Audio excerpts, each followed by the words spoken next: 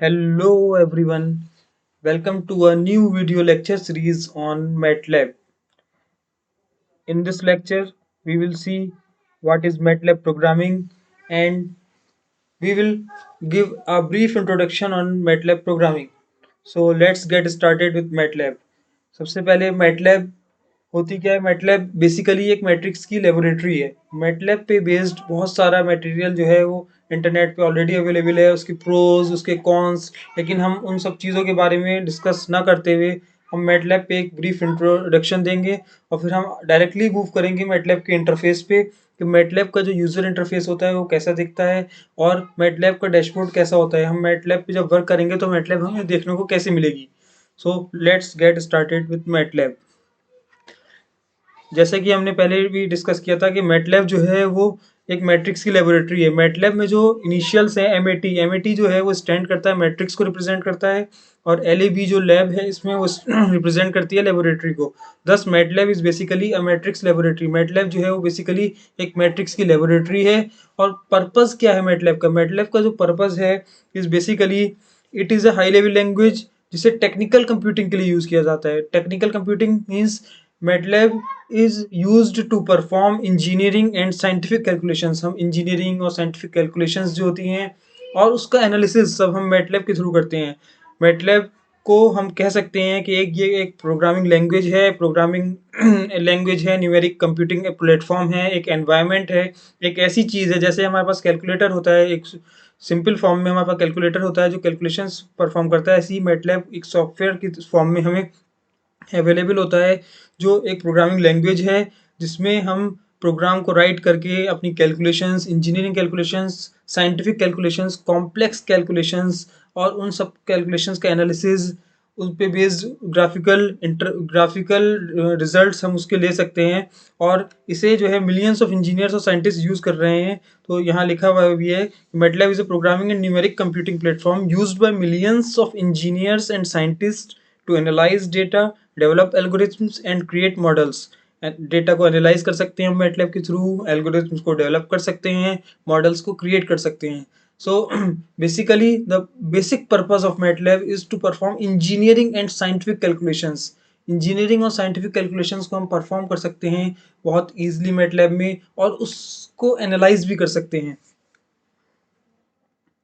MATLAB जो है वो किसने डेवलप की थी? मैटलैब जो है क्लीव मोलर ने। मैथवर्क्स एक इंक्लूसिव कंपनी, एक प्राइवेट अमेरिकन कंपनी है, प्राइवेट फर्म है एक, जिसने मैटलैब को डेवलप किया था। मैटलैब जो है बेसिकली क्योंकि एक प्राइवेट फर्म ने डेवलप की है तो MATLAB is not an open source software. ये एक ओपन सोर्स सॉफ्टवेयर नहीं है, मतलब ये फ्रीली अवेलेबल नहीं है हमारे पास। इसका लाइसेंस हमें परचेज करना पड़ता है। किससे परचेज करते हैं? जिसने डेवलप किया है, मैथवर्क्स कंपनी ने मैटलैब को डेवलप किया है तो मैथवर्क्स से इसका लाइसेंस परचेज करना पड़ता है। तो उसी के बाद हम मैटलैब को यूज़ कर पाते हैं। Now the question arises. अब जो क्वेश्चन वो अराइज होता है वो क्वेश्चन ये है कि why people are using MATLAB more and more. ज़्यादा से ज़्यादा लोग मैटलैब को क्यों यूज़ कर रहे हैं? तो मैटलैब जो है बेसिकली इस टाइम अगर हम देखें तो मैटलैब जो है वो फेम मैटलैब जो है बहुत ज़्यादा फेम पा चुकी है। मैटलैब अक्रॉस द वर्ल्ड, पूरे वर्ल्ड में बहुत ज़्यादा फेम पा चुकी है मैटलैब। और engineering sector, science sector, research, हर फील्ड में मैटलैब का एक बहुत इंपॉर्टेंट, बहुत इंटीग्रल पार्ट बन चुकी है मैटलैब। बहुत इंपॉर्टेंट रोल है, बहुत इंटीग्रल पार्ट बन चुकी है मैटलैब। तो मैटलैब एक बहुत ही इंपॉर्टेंट सॉफ्टवेयर बन चुका है जिसे हम सीखना चाहते हैं जी। it is a very important software to learn। now the question is why people are using more and more। Question ये है कि क्यों यूज़ कर रहे हैं लोग? तो लोग इसलिए यूज़ कर रहे हैं क्योंकि मैटलैब का एक बहुत ही वास्ट, बहुत ही एक्सटेंसिव लाइब्रेरी है मैटलैब की, जिसमें प्री डिफाइंड फंक्शंस हैं। फंक्शंस ऑलरेडी प्री डिफाइंड हैं, उनको कॉल करने का मेथड है, कोड है। जो हम वो कोड हम एंटर करते हैं, कमांड देते हैं तो वो फंक्शन कॉल हो जाता है और वो फंक्शन वर्क कर देता है। तो मैटलैब में एक एक्सटेंसिव लाइब्रेरी है प्री डिफाइंड फंक्शंस की। बहुत सारे फंक्शंस जो हैं प्री डिफाइंड हैं जिन्हें हम डायरेक्टली यूज़ कर सकते हैं। तो इससे हमारे जो कैलकुलेशन है, जो भी वर्क करना है, जो प्रोग्राम हमें लिखना है, वो प्रोग्राम बहुत ईजिली लिख पाते हैं मैटलैब में। इसलिए मैटलैब को ज़्यादा प्रीफर किया जाता है और दूसरी लैंग्वेजेस पे। और दूसरा एक और एक और जो यूज़ है, एक और जो इम्पोर्टेंस है मैटलैब की, वो ये है कि मैटलैब में अगर हम किसी फंक्शन को, मान लीजिए हम कोई फंक्शन हम डिफाइन कर रहे हैं अपने पास से, तो मैटलैब में वो फंक्शन डायरेक्टली सेव हो जाता है, और अगर हम उसे फिर से यूज़ करना है तो हम उसे रिक्रिएट नहीं करना पड़ेगा, और हम उसे डायरेक्टली एकदम से यूज़ कर सकते हैं।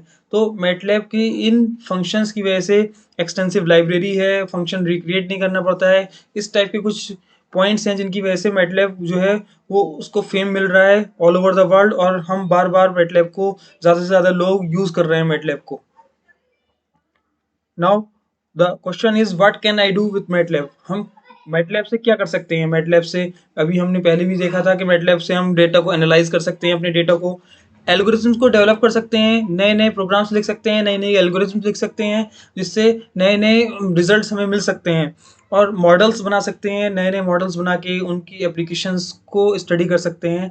तो मैटलैब जो है वो, जैसे कि हमने पहले भी कहा था कि इंजीनियरिंग और साइंटिफिक कैलकुलेशंस को बहुत ईज़ी कर देता है मैटलैब हमारे लिए, और हम बहुत ही ईज़िली, बहुत ही हेल्पफुल तरीके से मैटलैब जो है उसे एनालाइज करने में हमें हेल्प करता है, बहुत ही ईज़ी तरीके से एनालाइज करने में हमारी हेल्प करता है।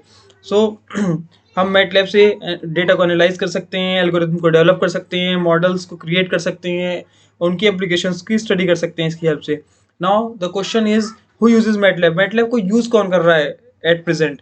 तो बहुत सारे engineers, millions of engineers and scientist world wide जो है, इंजीनियर्स, साइंटिस्ट, वो मैटलैब की बहुत सारी एप्लीकेशंस हैं, उनको मैटलैब को अप्लाई कर रहे हैं बहुत सारी चीज़ों में, एकेडमिया में अप्लाई कर रहे हैं, रिसर्च में अपने यूज़ कर रहे हैं, रिसर्च के लिए अपने प्रोग्राम्स मैटलैब में लिख रहे हैं, उसका कंसोल यूज़ कर रहे हैं, या सिमुलेशन यूज़ कर रहे हैं, या ग्राफिकल एनालिसिस मैटलैब के थ्रू कर रहे हैं, deep learning, machine learning, signal processing, image and video processing, video और इमेज की प्रोसेसिंग भी मैटलैब के थ्रू की जाती है, कंट्रोल सिस्टम में मैटलैब यूज़ होता है, टेस्ट यूज़ करते हैं मैटलैब के थ्रू, मेजरमेंट कर सकते हैं, फाइनेंस में, कंप्यूटेशनल फाइनेंस में मैटलैब हम यूज़ कर सकते हैं, और कंप्यूटेशनल बायोलॉजी में भी मैटलैब का एक बहुत ही इंपॉर्टेंट रोल है।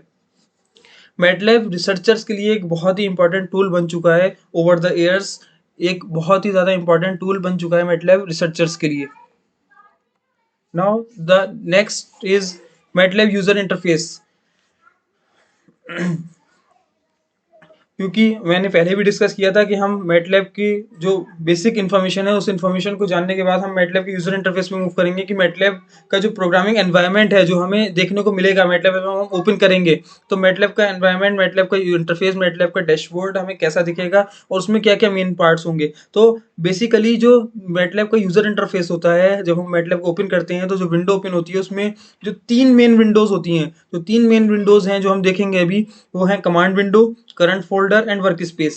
These are the three basic and most important windows available on the dashboard of MATLAB. ये बेसिक विंडोज़ हैं। इसके अलावा MATLAB का वर्जन है, डायरेक्टरी है, डिफरेंट टैब्स जो हैं वो MATLAB के डैशबोर्ड का एक पार्ट होती हैं। ये सब चीज़ें भी MATLAB के डैशबोर्ड में अवेलेबल होती हैं। तो हमें तो इन सब चीज़ों का यूज़र इंटरफेस ये कैसा दिखता है, आइए देखते हैं। MATLAB को मैं ओपन करता हूँ अपने लैपटॉप में।